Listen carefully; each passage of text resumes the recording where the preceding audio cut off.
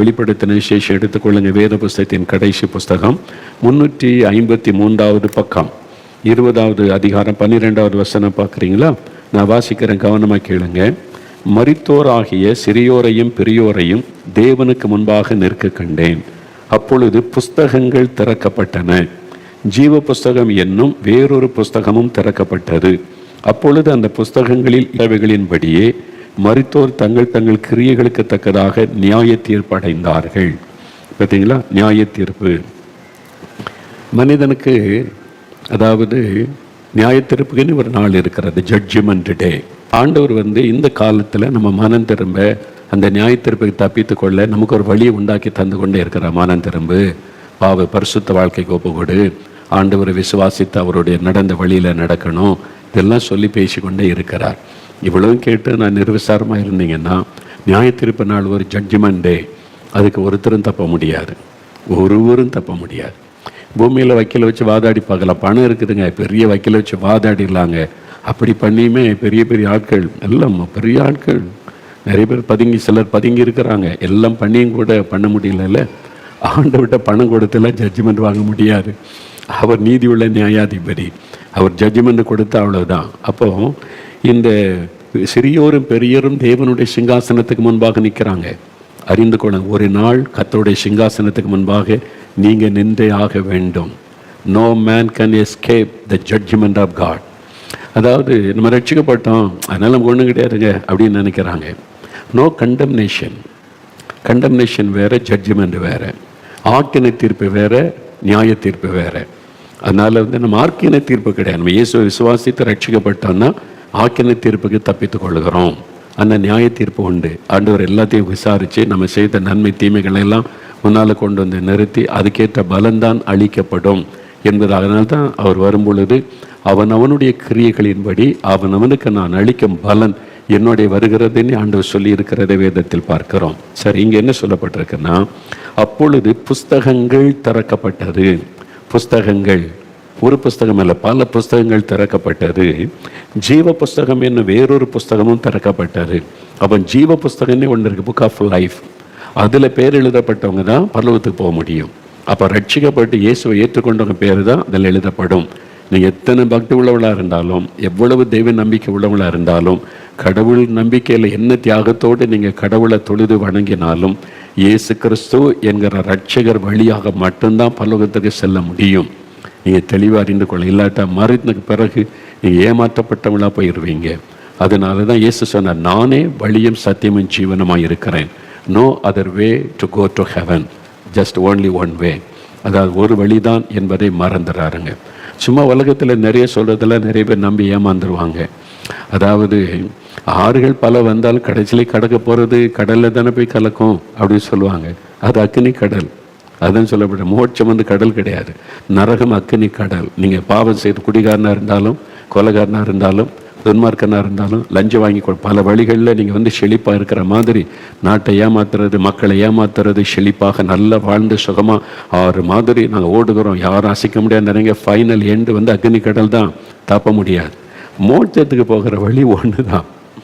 இது குடிகாரனும் நரகத்துக்குள்ளே கொண்டு போயிடும், மதுபானம் லஞ்சம் நரகத்துக்குள்ளே கொண்டு போயிடும், ஜாதி வெறி நரகத்துக்குள்ளே கொண்டு போயிடும், துன்மார்க்கம் நரகத்துக்குள்ளே கொண்டு போயிடும். எந்த வழியில் போனால் என்ன உலக சிற்றின்போ நரகத்துக்குள்ளே கொண்டு போயிடும். ஆனால் மோட்சத்துக்கு போகிற வழி ஒன்று தான்.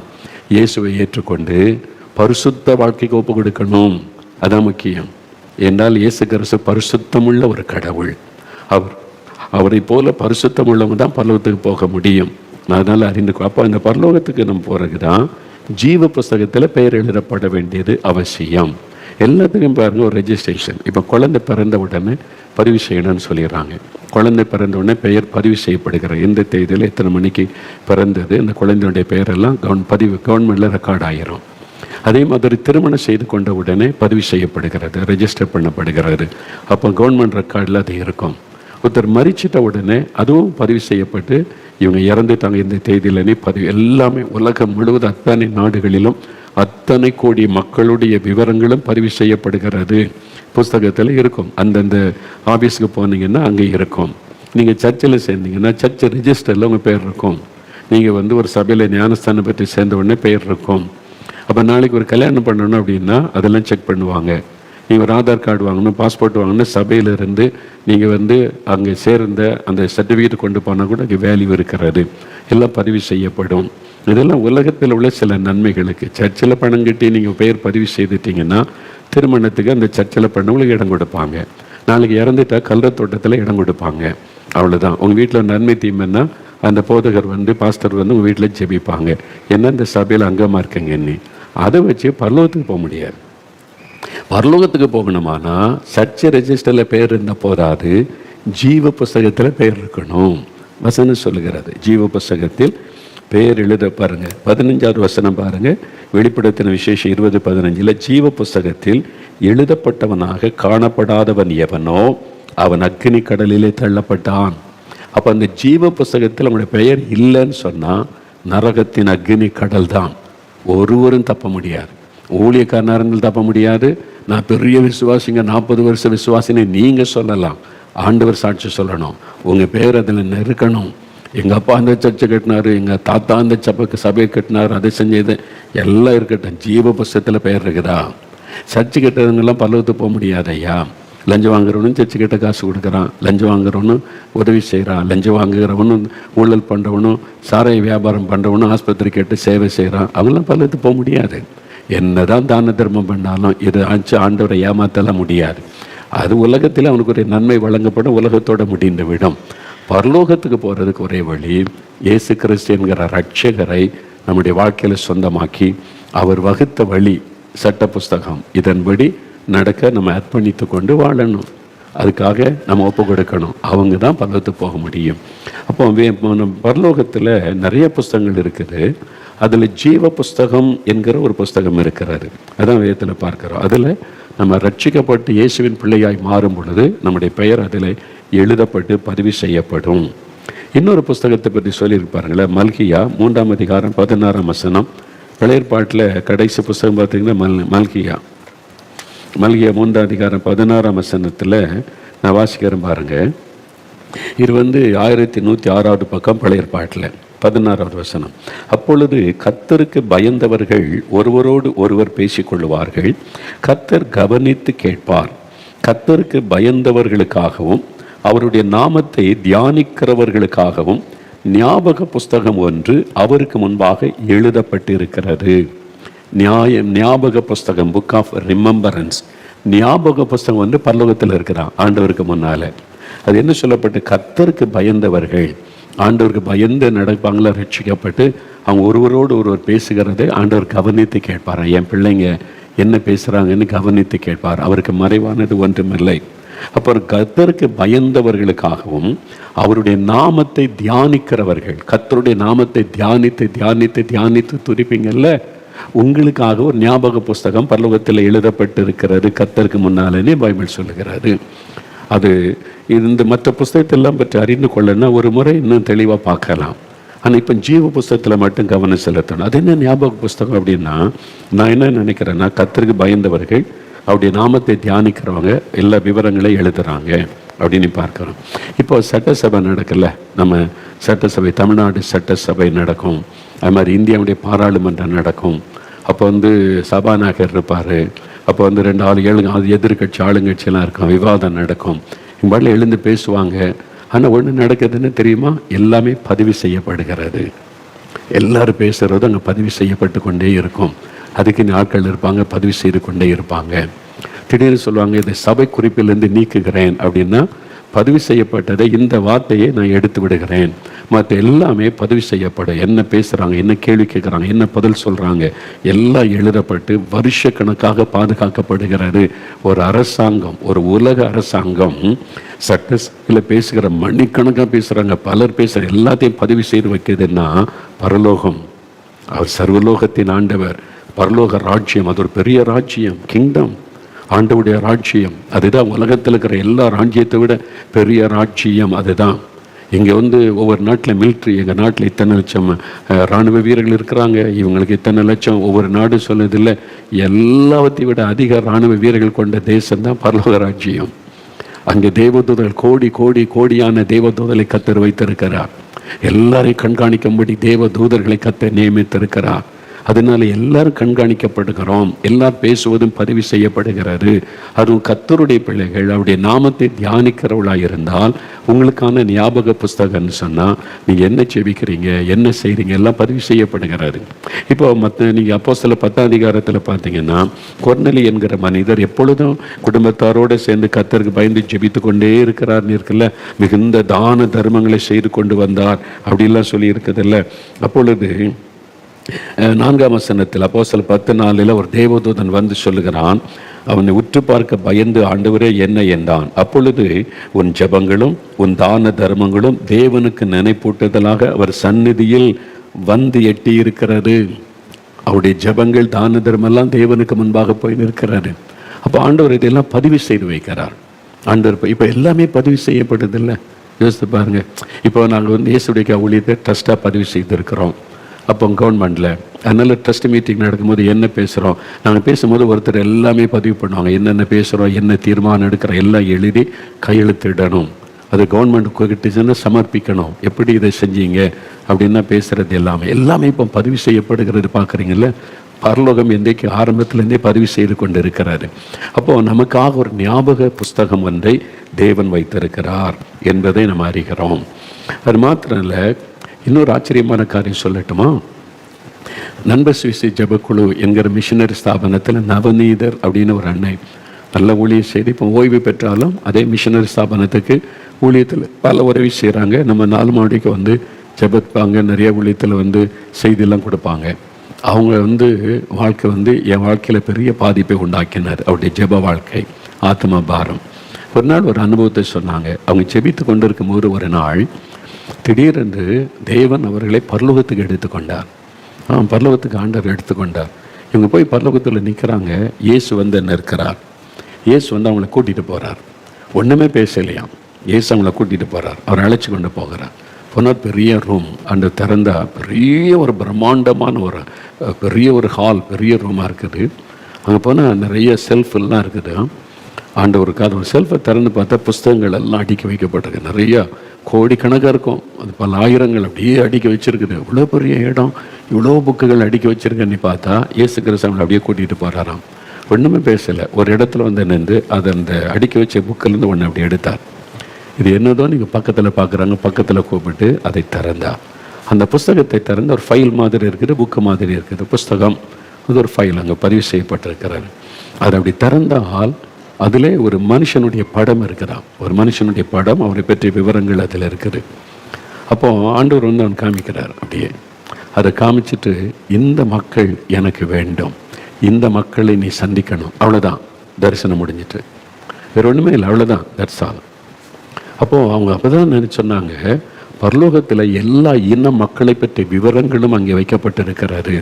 பூமியில் சிருஷ்டிக்கப்பட்ட அத்தனை இன மக்கள், எத்தனை விதவிதமாக. இந்தியாவில் தான் நிறையா தமிழ் பேசுகிற மக்கள், தெலுங்கு பேசுகிற மக்கள், மலையாளம் பேசுகிற மக்கள், ஹிந்தி, துளு, பல ஆயிரத்துக்கு மேற்பட்ட மொழி பேசக்கூடிய மக்கள். ஒவ்வொரு பகுதிக்கு போன ஒவ்வொரு இன மக்கள். சில மக்களை பாருங்களேன், அவங்க தலைப்பா கட்டியிருப்பாங்க. சில மக்களை பாருங்கள், காதில் தோடு போட்டிருப்பாங்க. சில மக்களை பாருங்கள், ஒவ்வொருத்தரும் அவங்க அணிந்து கொள்ளுகிற ஆபரணங்கள், உடைகளை பார்த்தா டிஃப்ரெண்ட்டாக இருக்கும்ல. அவங்களுடைய முக ரூபமே வித்தியாசமாக இருக்கும். பார்த்துருக்கீங்களா? நான் வட இந்தியா போன ஆதிவாசி மக்களை பார்த்தா, ஆதிவாசிகளில் ஒவ்வொருத்தரையும் பார்த்தா இவங்க இந்த இன மக்கள், இவங்க இந்த இன மக்கள்னு கண்டுபிடிச்சிருவாங்க. என்ன அவங்களுடைய அமைப்பு, அவங்களுடைய பயன்படுத்துகிற உடை, அவங்க பயன்படுத்துகிற ஆபரணங்களை வைத்து. அப்போ ஆண்டவர் காமிக்கிறாரு ஒரு உருவத்துக்கு இவங்க நல்ல ஒரு வரையக்கூடிய ஓவியர். ஆண்டவர் காமிச்சர் மனசில் பதிஞ்சுட்டு அவங்க வரைஞ்சாங்க. வரைஞ்சிட்டு இந்த மாதிரி மக்கள் எங்கே இருக்காங்கன்னு தேடினாங்க. அப்போ ஆண்டவருடைய அக்கறை என்ன, இந்த இன மக்களை நீ தேடி இந்த மக்களுக்கு சுவிசேஷம் சொல்லணும், எனக்கு வேணும் அப்படின்னு ஆண்டவர் சொல்லிட்டார். ஒரு பொறுப்பை கொடுத்துட்டார். இவங்க தான் இந்த நவநீதர் அண்ணன். அவங்க இப்போ இந்த வயசுலையும் 75 வயசுக்கு மேலே ஆயிட்டு அவ்வளோ ஊழியம் செய்கிறாங்க. என்ன இவங்க தான் அதை வரைஞ்சி பார்த்துட்டு இந்தியா முழுதும் ட்ராவல் பண்ணியிருக்கிறாங்க. பல மாநிலங்களுக்கு போகிற இடம்லாம் தேடினாங்க. இந்த மாதிரி மக்கள் எங்கே இருக்காங்க. பல ஆதிவாசி மக்களை இவங்க சந்திச்சிருக்கிறாங்க. ஆண்டவர் காண்பித்த மக்களை கண்டுபிடிக்க முடியல. ஆனால் ஜெபம் பண்ணி தேடி பாருங்கள். ஒரு சமயம் ஓசூர் பக்கம் தேங்கனி கோட்டைன்னு ஒரு இடம் இருக்குது. அதுக்கு மேலே மலையில் ஏறி போகிறதுக்கு இடம் இருக்கிறாரு. அங்கே ஒரு சமயம் ஒழித்து போன போது ஆவியானவரால் ஏவப்பட்டாங்க, இந்த இன மக்கள் இந்த காட்டுக்குள்ளே மலை பகுதியில் இருக்கக்கூடும் என்று சொல்லி. ஆனால் பாதை கிடையாது, நடந்து தான் போகணும்.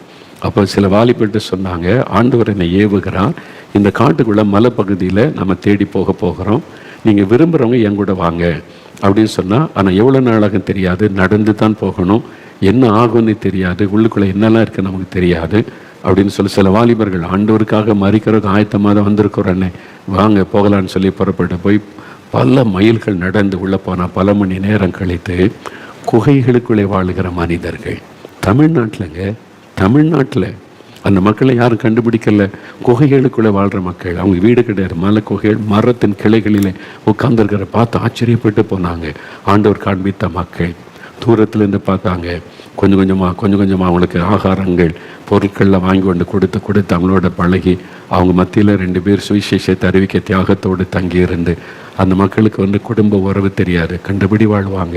அவங்களுக்கு சுவிசேஷம் சொல்லி இயேசுவை பற்றி அறிவித்த பல வருட ஊழியத்துக்கு பிறகு அவங்களுக்கு குடும்பம்னா இப்படி இருக்கணும், ஒரு மனைவி தான், ஒரு புருஷன் ஒரு மனைவி பிள்ளைகளோடு இப்படிதான் இருக்கணும், இதெல்லாம் கற்றுக் கொடுத்து இன்னைக்கு ஒரு நல்ல ஒரு சமுதாயமாக அவங்க மாற்றப்பட்டு இருக்கிறாங்க. எதுக்கு சொல்லுகிறேன்னா, பூமியில் கவர்மெண்ட் கண்டுபிடிக்காத அந்த இன மக்கள் கூட எங்கே அது குறித்து பரலோகத்தில் புக்கில் அங்கே இருக்கிறது, ஃபைல் பண்ணி வச்சுருக்கிறாங்க ஒவ்வொரு மக்களை குறித்த விவரங்களும். அதனால தான் நீங்கள் வேதத்தில் வாசித்து பார்த்தீங்கன்னா முக்கியமான ஒரு காரியத்தை நீங்கள் பார்க்க முடியும். வெளிப்படுத்தின விசேஷம் 7ஆம் அதிகாரம் 9ஆம் வசனம் பாருங்கள். வெளிப்படுத்தின விசேஷம் 7ஆம் அதிகாரம் 9வது வசனம். அந்த வசனத்தை இந்த சில வசனங்களை நல்லா கவனிங்க. சும்மா அப்படியே பரிசு வாசித்துட்டு போயிடுறோம், கொஞ்சம் தெளிவாக பாருங்கள்.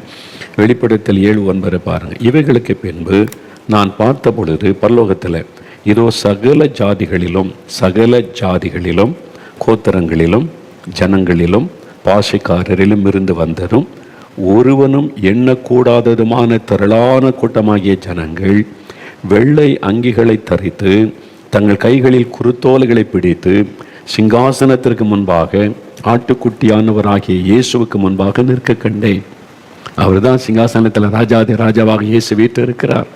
அவருக்கு முன்னால் ஒருவரும் எண்ணக்கூடாத திரள் கூட்டம். பரலோகத்தில் எவ்வளோ கூட்டம் தெரியுமா? ஒருவரும் எண்ணக்கூடாத திரளான கூட்டம். இத்தனை கோடின்னு இங்கே கணக்கிடலாம், பரலோகத்தில் கணக்கே சொல்ல முடியாது. அவ்வளவு கோடியான மக்கள் இயேசுவின் சிங்காசனத்துக்கு முன்பாக அவரை துதித்து கொண்டு நிற்கிறாங்க. அவங்க யாரெல்லாம்? சகல ஜாதிகள், சகல கோத்திரங்கள், சகல ஜனங்கள், சகல பாஷைக்காரர்கள், பலவிதமான பாஷை பேசக்கூடிய, பூமியில் இருக்கிற எல்லா பாஷை பேசக்கூடிய மக்கள், எல்லா இன மக்களும் பரலோகத்துக்கு வரணுன்றதான் தேவனுடைய விருப்பம். எல்லாருக்காக சிலுவையில மரித்தார்ல.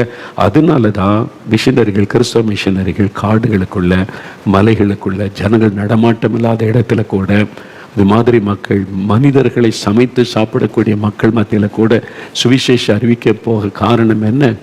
இவங்க எல்லாம் பரலோகத்துக்கு வரணும்னு தேவனுடைய திட்டம். அதற்காகத்தான் இவ்வளோ பிரயாசப்படுவார்.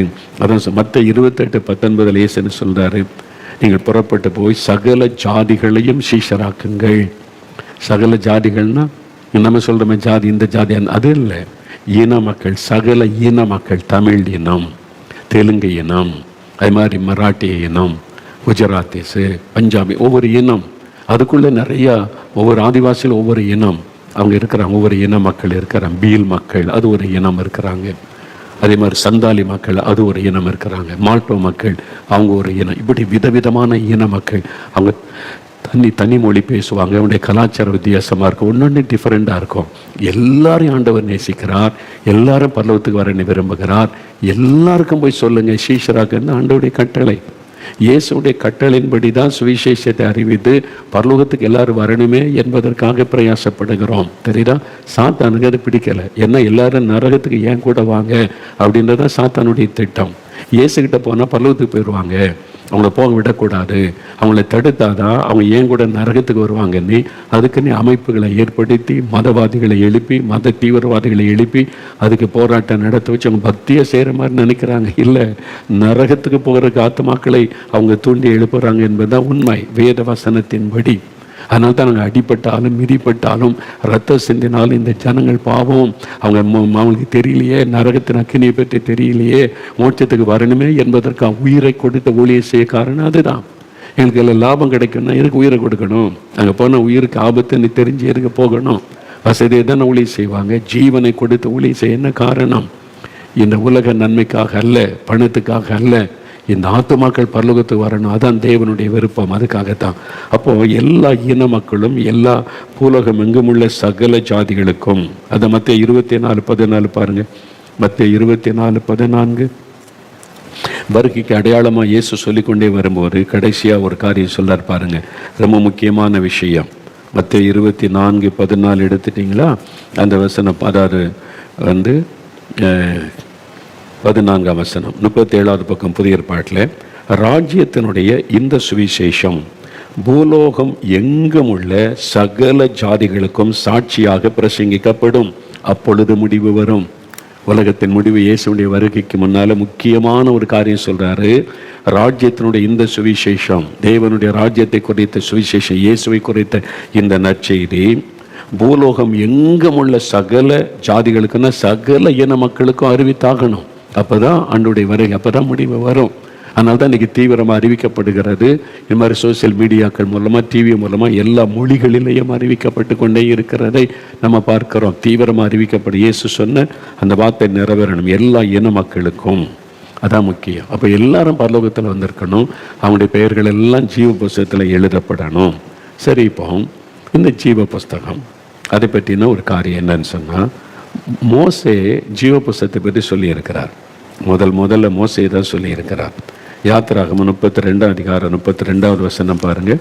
யாத்திராகமம் 32ஆம் அதிகாரம் 32வது வசனம் நீங்கள் பார்த்தீங்கன்னா, அங்கே மோசே கர்த்தரோடு பேசும்போது சொல்கிறாரு, 113வது பக்கம் எடுத்துட்டிங்கன்னா பழைய ஏற்பாட்டில், ஆகிலும் தேவரீர் அவர்கள் பாவத்தை மன்னித்து அருள்வீரானால் மன்னித்தருளும், இல்லாவிட்டால் நீர் எழுதின உம்முடைய புஸ்தகத்திலிருந்து என் பெயரை கிறுக்கி போடும்.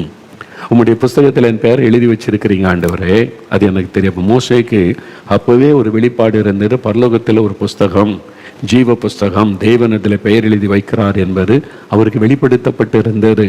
அப்போ பரலோகத்தில் இருக்கிற தேவனுடைய புஸ்தகம், ஜீவ புஸ்தகத்தில் என் பெயர் இருக்குது எனக்கு தெரியும், அது கிறுக்கி போட்டுருங்க. கிறுக்கி போட்ட என்ன ஆபத்து? நரகம், மோட்சத்துக்குள்ளே போக முடியாது. இப்போ மோசே ஜனங்களுக்காக திறப்பில் இருக்கும்போது தன்னுடைய மோட்ச பாக்கியத்தை தியாகம் பண்ணி ஜெபிக்கிறார். அதான் பிறப்பில் ஜெபிக்கிற ஜெபம். விலைக்கரையும் கொடுத்து அவங்களோட நானும் நரகத்துக்கு போகிறேன் அப்படின்ற ஒரு அர்ப்பணி. தேவன் அதை பார்த்து அப்படியே தேவனுக்கு ஒரு பயம் வந்து விட்டது. என்னடா இவன் இந்த அளவுக்கு மோட்சத்தையே விலைக்கரையமாய் கொடுக்கிறானே என்று சொல்லி. அது தேவனுடைய புஸ்தகம்னு சொல்லப்படுது. தாவீது கூட இந்த புஸ்தகத்தை பற்றி எழுதியிருக்கிறார் பாருங்கள். தாவீது சங்கீதம் 69:28 பாருங்கள். 69ஆம் சங்கீதம் 28வது வசனம் பாருங்களேன். தாவீது குறிப்பிடுகிறார், இந்த ஜீவ புஸ்தகத்தை குறித்து அவர் குறிப்பிடுகிறார். இது 712வது பக்கம் பழைய ஏற்பாட்டில் பாருங்க. ஜீவ புஸ்தகத்திலிருந்து அவர்கள் பெயர் கிறுக்கப்பட்டு போவதாக, நீதிமான்கள் பெயரோடு அவர்கள் பெயர் எழுதப்படாதிருப்பதாக. அப்போ ஜீவ புஸ்தகமே அது தாவீதுக்கு வெளிப்படுத்தப்பட்டிருந்தது. தாவீதுக்கு அதை பற்றி தெரிந்தார். ஜீவ புஸ்தகம்னு ஒன்று பரலோகத்தில் புஸ்தகம் இருக்குது, அதில் பேர் எழுதப்படணும், அவங்க தான் பரலோகத்துக்கு போக முடியும்னு சொல்லி. இப்போ இவர் என்ன சொல்றார்? ஜீவ புஸ்தகத்திலிருந்து அவர்கள் பேர் கிறுக்கப்படுவதா, துன்மார்க்கமாக நடக்கிறாங்க, பாவத்தில் நடக்கிறாங்க, சத்தியத்தை எதிர்க்கிறாங்க, ஏமாத்துறாங்க, அவங்களுடைய பேர் கிறுக்கப்படுவதாக, நீதிமான்கள் பெயரோடு அவர்கள் பேர் எழுதப்படாதிருப்பதாக. அப்போ நீதிமான்களுடைய பேர் தான் அதில் எழுதப்படும். யார் நீதிமான்கள்? இயேசு கிறிஸ்துவின் ரத்தத்தினால் கழுவப்பட்ட அனுபவம் பெற்றவங்க தான் நீதிமான்கள். நீங்கள் ரட்சிக்கப்பட்டீங்களா? அவருடைய ரத்தத்தினால் கழுவப்பட்டீங்களா? நீங்கள் தான் நீதிமான்கள். உங்கள் பேர் தான் பரலோகத்தில் எழுதப்பட்டு இருக்கும். பக்தி உள்ளவர்கள் பெயர் அல்ல, அறிந்து கொள்ளுங்க. பக்தியாக இருந்தால் பரலோகத்துக்கு போயிடலாம், இல்லை முடியாது. நீதிமானாக்கப்படணும். இயேசு, அதாவது நாம் பாவத்துக்கு செத்து நீதிக்கு பிழைக்கும்படி, நீதிமான்கள் ஆகும்படி இயேசு சிலுவையில் ரத்தம் சிந்தினார். அப்போ அந்த அனுபவத்தை பெற்றவங்க பேர் தான் எழுதப்படும். அவர் சொல்கிறாரு, இந்த நீதிமான்களுடைய பெயரோடு இந்த துன்மார்க்குடைய பெயர் இருக்க விடாது, பேரை கிறுக்கப்படுங்க ஆண்டவரே என்று சொல்வதை பார்க்கிறார். அப்போ அவருக்கு தெரிந்தது ஜீவ புஸ்தகம் உண்டு என்பதை. இப்போ இயேசு சொல்கிறார் பாருங்க, லூக்கா 10ஆம் அதிகாரம் 20வது வசனம் பாருங்க. லூக்கா 10ஆம் அதிகாரம், அதில் சீஷர்களை ஆண்டவர் அனுப்புகிறார். அவங்க போய் நீங்கள் இப்போ என் நாமத்தினால பிசாசை துரத்துங்க, எண்ணெய் பூசி ஜெபிங்க, வியாதிஸ்தரை குணமாக்குங்க அப்படின்னு ஆண்டவர் அனுப்புகிறார். இவங்கெல்லாம் போய் ஊழியம் செய்கிறாங்க. ஒளிஞ்சிற இயேசுவின் நாமத்தை சொன்ன பிசாசு போகுது, இயேசுவின் நாமத்தில் கை வச்ச வியாதிஸ்தர் சுகமாகறாங்க, அற்புதம்லாம் நடக்குதா. இவங்களுக்கு ரொம்ப எக்ஸைட்மெண்ட். திரும்பி அவங்க சொல்கிறாங்க, ஆண்டவரே நாங்கள் இப்படி செஞ்சோம், பிசாசு ஓடுது, வியாதி சுகமாகுது, பெரிய சந்தோஷப்படுறாங்க. அப்போ இயேசு என்ன சொல்கிறார்? 20வது வசனத்தில், ஆகிலும் ஆவிகள் உங்களுக்கு கீழ்ப்படுகிறதற்காக நீங்கள் சந்தோஷப்படாமல், நான் ஜெபம் பண்ண பிசாசு போகுது, வியாதி சமாதானம், அது குறித்து சந்தோஷப்படாமல், உங்கள் நாமங்கள் பரலோகத்தில் எழுதி இருக்கிறதற்காக சந்தோஷப்படுங்க. அப்போ ஆண்டவர் என்ன சொல்றார்? உங்கள் பேர் பரலோகத்தில் எழுதப்பட்டிருக்கு. நீங்கள் என்னை பின்பற்றி வர உங்களை அர்ப்பணித்து கொண்டு நீதிமான்கள் ஆனபடியினால உங்களுடைய பெயர்கள் பரலோகத்தில் எழுதப்பட்டிருக்கு ஜீவ புஸ்தகத்தில். அதுக்கு தான் நீங்கள் சந்தோஷப்படணும். பிசாசு போது கை வச்சு அற்புதம் நடக்குது, அதுக்கு மகிழ்ச்சி அடையாதுங்க. அப்போ அதை விட ரொம்ப முக்கியமானது, நீங்கள் ஜெபிச்சா செத்தவங்க உயிரோடு எழும்பலாம், நீங்கள் ஜெபிச்சா சப்பானி நடக்கலாம், நீங்கள் ஜெபிச்சா பிசாசு ஓடலாம். அதையெல்லாம் விட ரொம்ப முக்கியமான காரியம் உங்களுடைய பெயர் ஜீவ புஸ்தகத்தில் இருக்கணும். அதுக்கு தான் சந்தோஷப்படணும் இயேசுவே சொல்லுகிறார். அதனால் இந்த காரியத்தை குறித்து சந்தோஷப்பட்டு பெருமைக்கு இடம் கொடுத்துடாம, உங்கள் பேரை ஜீவபுஸ்தகத்தில் கர்த்தர் எழுதி வச்சிருக்கிறாரே, அதுக்கு சந்தோஷப்படுங்கள். அப்போ பரலோகத்தில் உங்களுடைய பெயர் எழுதப்பட வேண்டியது எவ்வளவு முக்கியம். உங்கள் பெயர் இருக்குதா? நிச்சயம் இருக்குதா? உங்களுக்கு தெரியுமா? உங்களுடைய பெயர் ஜீவபுஸ்தகத்தில் எழுதப்பட்டிருக்கிற நிச்சயம் உங்களுக்கு இருக்குதா? அந்த நிச்சயத்தை தருகிறவர் தான் பரிசுத்த ஆவியானவர். அதான் பாவ மன்னிப்பின் சந்தோஷம், பரிசுத்த ஆவியின் முத்திரை. நம்ம பேர் அங்கே எழுதப்பட்ட நிச்சயம் நமக்குள்ள தான். அன்னைக்கு மோசைக்கு இருந்தது, தாவீதுக்கு இருந்தது, இயேசு அதை சீஷர்களுக்கு சொல்லுகிறார், அவங்களுக்கு இருந்தது. இப்போ பவுல் சொல்றார் பாருங்க, பிலிப்பியர் 4ஆம் அதிகாரம் 3வது வசனம் பாருங்க. பிலிப்பியர் 4ஆம் அதிகாரம் 3வது வசனம். பிலிப்பியரின் புஸ்தகம் 4ஆம் அதிகாரம் எடுங்க, 273வது பக்கம் புதிய ஏற்பாட்டில். பிலிப்பியர் 4ஆம் அதிகாரம் 3வது வசனம். அவர் சொல்றார், அன்றியும் என் உத்தம கூட்டாளியே, அவர்களுக்கு உதவியாய் இருக்கும்படி உன்னையும் வேண்டிக் கொள்கிறேன். அவர்கள் கிளமந்தோடும் மற்ற என் உடன் வேலையாட்களோடும் கூட சுவிசேஷ விஷயத்தில் என்னோட கூட மிகவும் பிரயாசப்பட்டார்கள். இங்கே அதாவது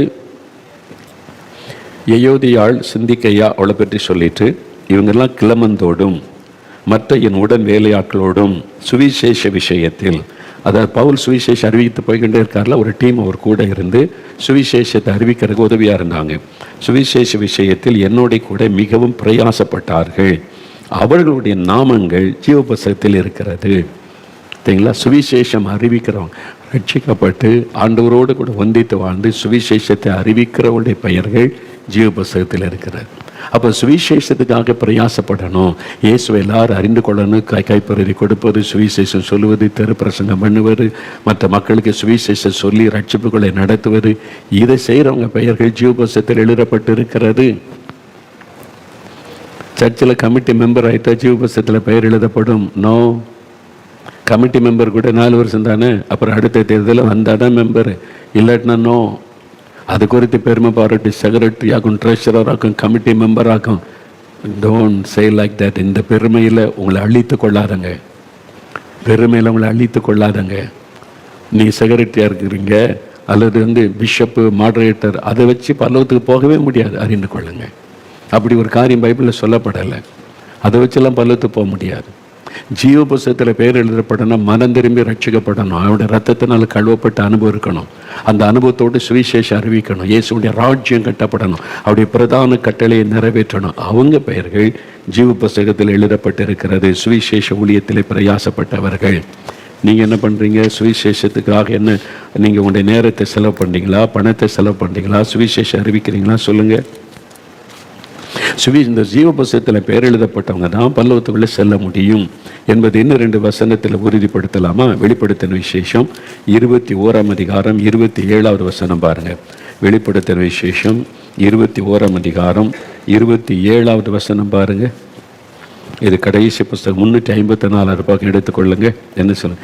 தீட்டு உள்ளதும் அருவருப்பையும் பொய்யையும் நடப்பிக்கிறதும் ஆகிய ஒன்றும் அதில் பிரவேசிப்பதில்லை. தீட்டு உள்ளவங்க, அருவருப்பையும் பொய்யையும் நடப்பிக்கிறவங்க பரலோக ராஜ்யத்தில் பிரவேசிப்பதில்லை. யார் போவா? ஆட்டுக்குட்டியானவரின் ஜீவ புஸ்தகத்தில் எழுதப்பட்டவர்கள் மாத்திரம் அதில் பிரவேசிப்பார்கள். அந்த ஜீவ புஸ்தகத்துக்கு பெயரே ஆட்டுக்குட்டியானவர். யார் அவர்? இயேசு கிறிஸ்து.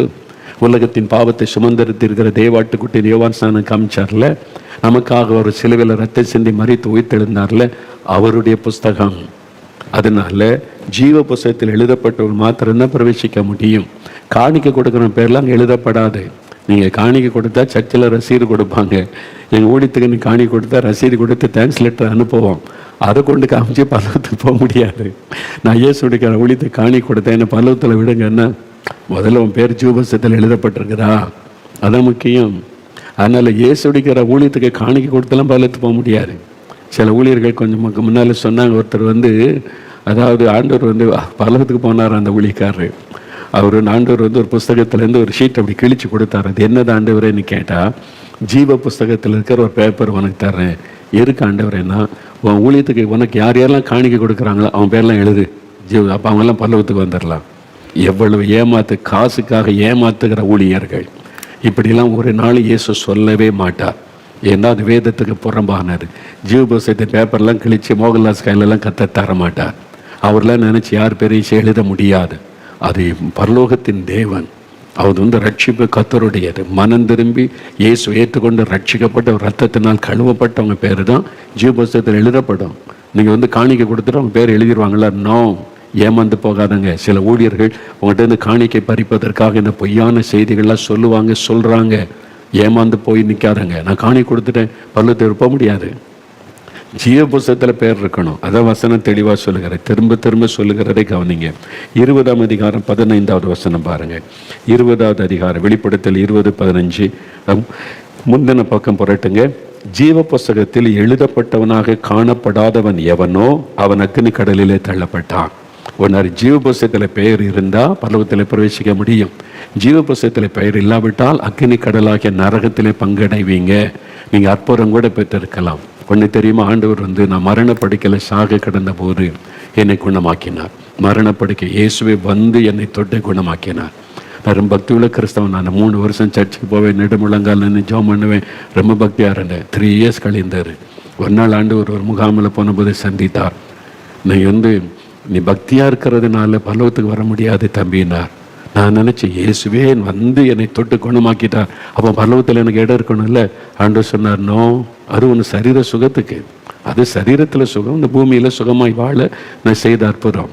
அதை வச்சு பரலோகத்து போக முடியாது. நீங்கள் அற்புதம் பெற்றதுனால அதை வச்சு பரலோகத்து போக முடியாது.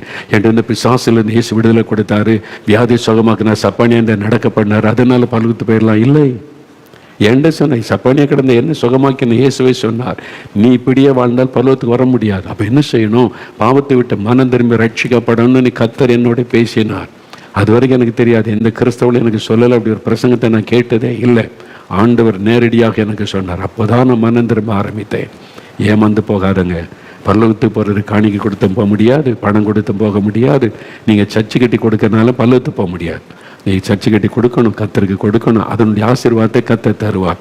ஆனால் அதுக்கு முன்னால் உங்களுடைய பெயர் ஜீவ புஸ்தகத்தில் எழுதப்பட்டிருக்கணும். அதை மறந்துடாருங்க. பைபிள் வசனம் தெளிவாக சொன்னாரு, எழுதப்படணும். சரி, ஒரு முறை ஜீவ புஸ்தகத்தில் பேர் எழுதிட்டா முடிஞ்சுதா? இன்னைக்கு அதானே சொல்கிறாங்க, கிருபை கிருபை கிருபை, சூப்பர் கிருபை, ஹைப்பர் கிருபை.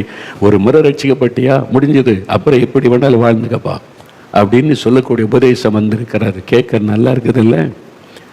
செவித்தின உள்ள தங்களுக்கு பிரியமான போதகர்களை தேடிக்கொள்ளுவாங்க. நல்லதாக இருக்கும் கேட்க. ஆனால் ஒன்று தெரியுமா உங்களுக்கு? ஜீவ புஸ்தகத்தில் பெயர் எழுதப்பட்ட பிறகும் கிறுக்கப்பட்டு போகும். அவங்களுக்கு நரகத்தில் தள்ளப்படக்கூடும் வசனம் சொல்லுகிறது. வாசிங்க. யாத்திராகமும் 32:33 பாருங்க. யாத்திராகமும் 32:33 மோசைகிட்ட ஆண்டவர் பேசும்போது என்ன சொல்லுகிறார்?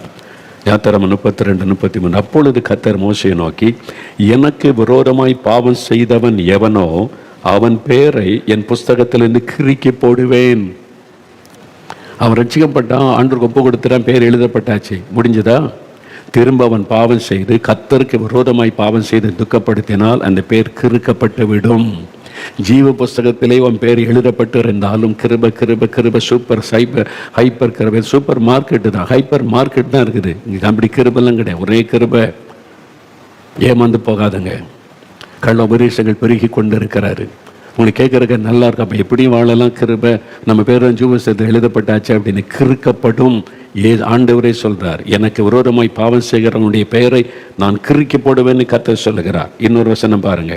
சங்கீதம் 69:28 தாவீது என்ன சொல்லுகிறார்? அவருடைய பெயரை ஆண்டவரை ஜீவ புஸ்தகத்திலிருந்து கிறுக்கி போடும். ஜீவ புஸ்தகத்திலிருந்து அவன் பெயர் கிறுக்கப்பட்டு போகட்டும். நீதிமான்களோடு அவன் பெயர் எதுக்கு இருக்கணும்? அதுதான் சத்தியம். இதை தாவீது அறிந்திருந்ததுனால தான் சொல்லுகிறார்.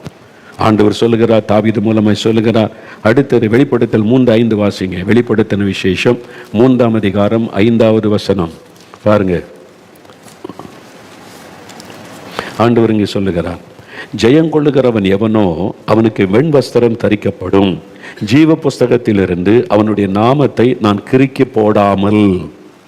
அப்போ கிறுக்கி போடுகிறது ஒன்று இருக்குது, பைபிள் இருக்குல்ல. ஒரு முறை எழுதப்பட்டா முடிஞ்சது, அப்படி கிடையாது தம்பி.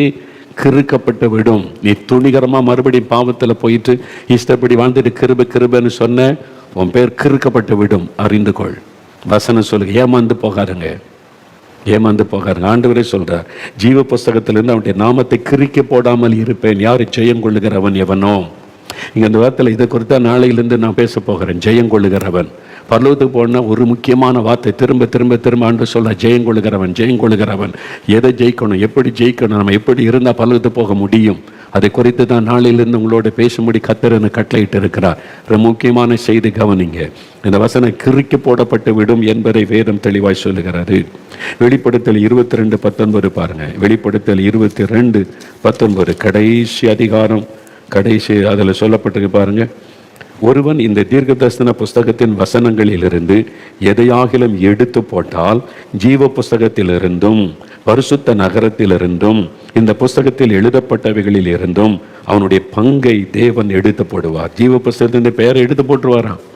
நீங்கள் தீர்க்க தரிசனத்தை மாற்றினீங்க, இஷ்டப்படி கர்த்தர் பேசினதுக்கு உங்கள் இஷ்டப்படி வளர்ச்சி, உங்களோட இஷ்டப்படி நெளிச்சு மக்களுக்கு ஏமாத்துற மாதிரி வசப்படுத்துகிற மாதிரி நீ பேசின, ஓம் பங்கு இழந்துருவேன். ஜீவ புஸ்தகத்திலிருந்து கர்த்தர் பெயரை எடுத்து விடுவார். அதனால தான் வசனம் என்ன சொல்லுது, மத்தேயு 24:13 ஆண்டவர் சொல்லும் போது, முடிவு பரியந்தம் நிலை நிற்பவனே ரட்சிக்கப்படுவான். நீ ரட்சிக்கப்பட்டது உண்மை, முடிவு பரியந்தம் நிற்கணும். ஜீவ புஸ்தகத்தில் பெயர் கிறுக்கப்படாமல் நீ பத்திரமா பாதுகாக்கணும், அது உன்னுடைய வேலை. முடிவு பரியந்த நிலை நிறந்தால்தான் ரட்சிக்கப்படுவான். அதான் ஃபைனல் சால்வேஷன். நம்ம ஒரு முறை ரட்சிக்கப்பட்டோம், பேர் ஜீவசத்தில் எழுதப்பட்டாச்சு, அதை காத்துக்கொள்வதில் கவனம் செலுத்தணும். அதனால தான் 2 தீமோத்தேயு 1:14 பாருங்க. அந்த வசனம் என்ன சொல்லுது? 2 தீமோத்தேயு 1:14 ஆண்டவருடைய வசனம் என்ன சொல்லுது? நாம் ஆண்டவரிடத்தில் ஒப்புவித்தரை காத்து கொள்வதில் ஜாக்கிரதையாக இருக்கணும் என்பதாக வேதம் சொல்லுகிறதை பார்த்து கவனமாக பார்க்கணும். 1:14 பாருங்க. உன்னிடத்தில் ஒப்புவிக்கப்பட்ட நற்பொருளை, அந்த ரட்சிப்பு என்கிற நற்பொருளை நமக்குள்ளே வாசம் பண்ணுகிற பரிசுத்தாவினாலே காத்துக்கொள். அது காத்துக்கொள்ள வேண்டிய பொறுப்பு நம்முடையது. பரிசுத்தாவியினாலே நமக்கு பரிசுத்தாவியினர் உதவி செய்வார். அதனால தான் தினம் ஜெபிக்கணும், தினம் வேறு வாசிக்கணும், தினம் ஆண்டோட சமூகத்துக்கு போகணும். அந்த தினமும் நம்முடைய குறைகள், சின்ன சின்ன மிஸ்டேக்களை உடனுக்குடன் அறிக்கையிட்டு பரிசுத்தம் அடைந்து கொள்ளணும். ஆண்டோட்ட அறிக்கையிட்டு ஆண்டவரோடு நெருங்கி வாழுகிற அனுபவத்தில் வரணும் சொல்வதற்கு காரணம் அதுதான். நீங்கள் பின்வாங்கி போனால் வேர் கறுக்கப்பட்டு விடும். அப்போ கிருபைன்னு சொல்லப்பட்டிருக்கேன்னா ஒன்று வாசிக்கிட்டோமா? யோனா 2:8 வாசிங்க. ஒரு கிருபைன்னு பேசுகிறாங்கல்ல, கிருபை பற்றி நீங்கள் நல்லா அறிந்து கொள்ளுங்க. யோனா தீர்க்கதரிசன புஸ்தகம் 2ஆம் அதிகாரம்,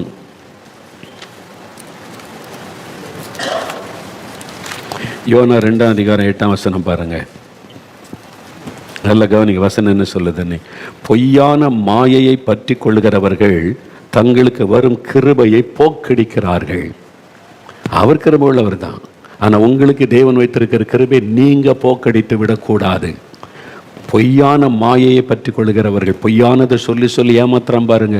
அதை பற்றி கொண்டு உங்களுக்கு ஈஸியாக இருக்குது, நல்லா இருக்குது, எப்படியும் வாழலாம் கிருபை, எப்படியும் ஜீவிக்கலாம் கிருபை, எப்படியும் பாவம் செய்யலாம், டான்ஸ் ஆடியே நம்ம வாழ்க்கைனால கழிச்சிடலாம். ஏமாந்து போகாதுங்க. கிருபையை போக்கடிக்கிறார்கள். உங்கள் கிருபையை போக்கடிச்சிட்டீங்க, உங்களை விட்டு போனது உங்களுக்கு தெரியல. நீங்கள் ஏமாந்து கொண்டு இருக்கிறீங்க, உங்களை விட்டு கிருபை போனது உங்களுக்கு தெரியல.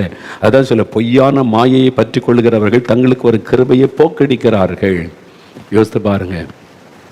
அப்போ ரோமர் 6ஆம் அதிகாரம் 1ஆம் வசனம் பாருங்க. ரோமர் 6ஆம் அதிகாரம் 1வது வசனம். அந்த வசனத்தில் என்ன சொல்லி கிருபை பற்றி சொல்லும்போது, ரோமர் 6ஆம் அதிகாரம் 1ஆம் வசனம் பாருங்க, 213வது பக்கம். ஆகையால் என்ன சொல்லுவோம்? கிருபை பெருகும்படிக்கு பாவத்தில் நிலை நிற்கலாம் என்று சொல்லலாமோ? பாவம் பெறுகிற இடத்துல கிருபை பெருகும், பாவம் பெறுகிற இடத்துல கிருபை பெருகும். அதனால பாவத்தில் நிலை நிற்கலாமோ? கூடாதே. நோ.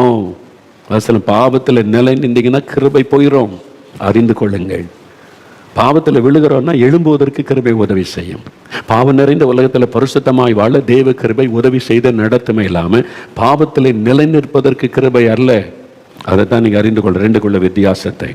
இப்போ 2வது வசனம் பாருங்க. பாவத்திற்கு மரித்த நாம் இனி அதில் எப்படி பிழைப்போம்? எப்படி திரும்ப அந்த பாவத்தை செய்து கொண்டிருப்ப? குடிச்சுக்கிட்டு, விபச்சாரம் பண்ணி கொண்டு, சிகரெட்டை ஊதிக்கொண்டு, போதை வசதி பயன்பட இஷ்டப்படி அலைந்து கொண்டு கிருபை கிருபை கிருபை நான் பலவத்து பேர் வேணும். உன்னை நீ ஏமாற்றி கொண்டு இருக்கிறாய். பிசாசு உங்களை ஏமாத்திட்டான். பொய்யான காரியத்தை சொல்லி மாயை பற்றி கொள்கிறவர்கள் கிருபையை போக்கடிக்கிறவங்களுடைய கிருபையை போக்கடித்து கொண்டு இருக்கிறீங்க. ரொம்ப ஆபத்து. மனம் திரும்பி ஒழுங்காக ஆண்டவருக்கு ஒப்பு கொடுத்து பரிசுத்த வாழ்க்கைக்கு ஒப்பு கொடுங்க. ரோமர் 6 அதிகாரம் 14-15 வாசிங்க. பாருங்க, அதே அதிகாரத்தை பாருங்க. நீங்கள் நியாயப்பிரமாணத்திற்கு கீழ்ப்பட்டிராமல் கிருபைக்கு கீழ்ப்பட்டு இருக்கிறபடியால் பாவம் உங்களை மேற்கொள்ள மாட்டாது. இதுதான் சத்தியம். பாவம் பாவத்தை செய்துகிட்டே கிருபைன்னு சொல்லக்கூடாது. பாவம் உங்களை மேற்கொள்ளாதபடி பாதுகாக்கத்தான் கிருபை. இதனால் என்ன? நாம் நியாயப்பிரமாணத்திற்கு கீழ்ப்பட்டிராமல் கிருபைக்கு கீழ்ப்பட்டு இருக்கிறபடியினால் பாவம் செய்யலாமா? கூடாதே. திரும்ப வசனம் சொல்லுது. கிருபைக்குள்ள உட்பட்டிருக்க எப்படி வாழலான்னோ பாவம் செய்யக்கூடாதே அப்படின்னு தான் வசனம் சொல்லுது. அப்போ ஆண்டவரே, பாவத்தை குறித்த பயத்தோட ஆண்டவரே நான் பரிசுத்தமாக வாழணும், கிருபை தாங்க, சோதனை வருது, கிருபை தாங்கன்னா தேவன் கிருபை தருவார், பரிசுத்தமாய் வாழ கிருபை தருவார், பாவத்தை ஜெயிக்க கிருபை தருவார், மேற்கொள்ள கிருபை தருவார், பாவத்தில் நீங்கள் கட்டப்பட்டுறாதபடி அமிழ்ந்து விடாதபடி தேவன் பரிசுத்தத்தில் நடத்த கிருபை தருவார். அதுக்கு தான் கிருபை. நல்லா புரிந்துக்கோ. இல்லைன்னு உங்கள் பெயர் கிறுக்கப்பட்டு விடும். நிறைய பேருடைய பெயர் கிறுக்கப்பட்டு விட்டது. நீங்கள் ஜாலியாக சுற்றிட்டு குடிச்சிட்டு அலைஞ்சிக்கிட்டு உலக மக்களை போல் அலைஞ்சிட்டு நான் என்னைக்கோ ரட்சிக்கப்பட்டேன், பெயரெல்லாம் எழுதப்பட்டாச்சு, கிருபன்னு உங்கள் பெயர் கிறுக்கப்பட்டாச்சு. தெரியுமா உங்களுக்கு? அப்போ முன்னுங்க திரும்ப மனம் திரும்பி ஒப்பு கொடுத்தால் திரும்ப எழுதப்படும். பரிசுத்த வாழ்க்கைக்கு ஒப்பு கொடுத்தால் திரும்ப ஆண்டவர் உடைய பெயரை ஜீவபுஸ்தகத்தில் எழுதுவார்.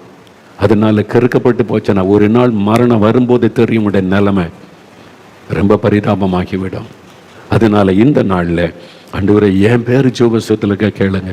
ஒரு 3 நிமிஷம் இருக்குது. அப்படியே கண்களை மூடுங்க, ஜெபம் பண்ணுங்க. கண்களை மூடி ஜெபிங்க. ஆண்டவரே, என் பேர் ஜீவபுஸ்தகத்தில் இருக்கணுமே, என் குடும்பத்தார், என் பிள்ளைங்க, என் மனைவி, கணவன், என் கூட பிறந்த எல்லாரும் பேரும் ஜீவபுஸ்தகத்தில் இருக்கணுமே, பரலோகத்துக்கு வரணுமே. ஜெபம் பண்ணுங்க. வெறும் பக்தி தான் இருக்கிற, மனம் திரும்புதல் இல்லையே. ஒப்பு கொடுத்து ஜெபிங்க. எல்லாரும் மனம் திரும்பணும், வேதம் வாசிக்கணும், ஜெபிக்கணும், பரிசுத்தத்தில் நிலை நிற்கணும், ஆவியானுடைய உதவியினால பாவமாக வாழணும். கிருபை தாங்க. ஆண்டவரே, ஐயோ நான் ஏமாந்து போனேனே. ஒப்பு கொடு. வாலிப மகளே, நீ ஏமாற்றப்பட்டு விட்டாய். உனக்கு சொல்லப்பட்டது பாதி சொல்லப்பட்டு நீ பொய்யானதை நம்பி கிருபையை போக்கடித்து விட்டாய். இந்த நாளிலே நீ மனம் திரும்பாத பட்சத்தில் நரகத்தின் அக்னி உனக்காக காத்திருக்கிறது. நரகத்தின் வாசல் உனக்காக திறக்கப்பட்டிருக்கு. சாத்தான் வாசலில் நின்று உன்னை இழுத்து கொண்டு செல்ல போகிறான். அன்றைக்கு நீ கதறுவாய். உன்னுடைய கிருபையை நீ போக்கடித்ததுனால ஒருவரும் உனக்கு உதவி செய்ய முடியாது. இது கிருபையின் நாட்கள். ஆண்டவருடைய பாதத்தில் விழுந்துரு ஒப்புக்கூட. ஐயோ நான் ஏமாற்றப்பட்டு, ஆண்டவரே என்னை மன்னிச்சிருங்க, என் பெயர் கிறுக்கப்பட்டிருந்தா திரும்ப எழுதுங்க. இயேசுவே, என் பெயர் கிறுக்கப்படக்கூடாது, நான் பரிசுத்தமா வாழணும், கிருபை கொடுங்க. பரிசுத்தத்தை வாழ்வதற்கு கிருபை கொடுங்க. பாவத்தை மேற்கொள்ள கிருபை கொடுங்க. ஜெபி. வாலிப தம்பி ஜெபம் பண்ணு, வாலிப மகளே ஜெபம் பண்ணு. ஐயா ஜெபம் பண்ணுங்க. தப்பான உபதேசம், பொய்யானதுக்கு விசில் அடிச்சு ஜாலியா இருக்கிறீங்களா? மரண நேரம் நெருங்கி வரும்பொழுது தெரிஞ்சிடும், பாதாளத்தின் வாசல் உங்களுக்கு திறக்கப்பட்டு இருக்கிறது என்று. அந்த இருளின் ஆதிக்கங்கள் வந்து உங்களை சூழ்ந்து கொள்ளும்.